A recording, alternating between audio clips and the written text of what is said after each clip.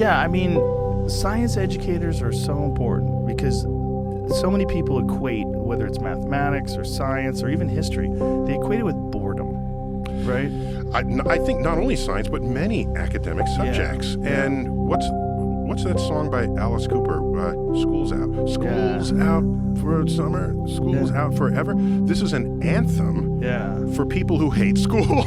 Yeah. What else is that, right? Yeah. And then I thought to myself, when you're in school, your only job is to learn. And for that to be a chore means something is wrong in that school. I'm not blaming the people who are throwing their notes in the air, running down the school steps. I'm blaming the system that's not making school fun and entertaining. And it should be a place where you are trained to become a lifelong learner. Yeah. Where some infusion of curiosity, you get bitten by a curiosity bug. And then when you walk down the steps, you say, wait a minute, I don't want to leave school.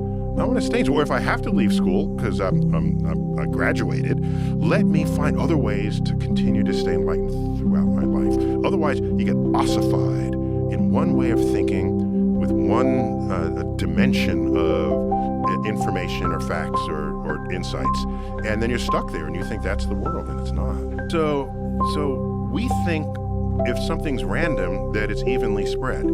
How much time do you spend looking at random leaves on television shows to recognize that it's a fake pattern not created by the wind? No, I just, you look at the scenes from Walking Dead and they enter this deserted town, as so many towns are when zombies take over, and the leaves, the autumn leaves are evenly spread in the streets and the sidewalks. And I'm thinking, some set designer did that thinking that this is what leaves do in the breeze. But that's not what they do. They collect, they circulate. They're like eddies in the air currents that'll collect them in one place and not the other. So we think if something's random that it's evenly spread. But in fact, there are many more collected elements in something that's random than we typically think. I say, okay, right now, NASA landed a rover on Mars with a helicopter, and this is at 120 million miles away, controlling it, and it's on Mars where it's 100 degrees below zero. Meanwhile, Texas, where it's cold, has no electricity. So all I said was, maybe NASA, instead of politicians, should run Texas. I think that the universe is inherently hilarious, and so I'm just sharing that hilarity with you. But what I also found is that when people smile, they learn better. Oh, for sure. Yeah, when they're less tense. Yeah, they're less tense, and there's a pleasing feeling that they had at a point when they learned something. And so that's got to work some kind of dopamine chemicals so that you say, well, I want to learn something again tomorrow.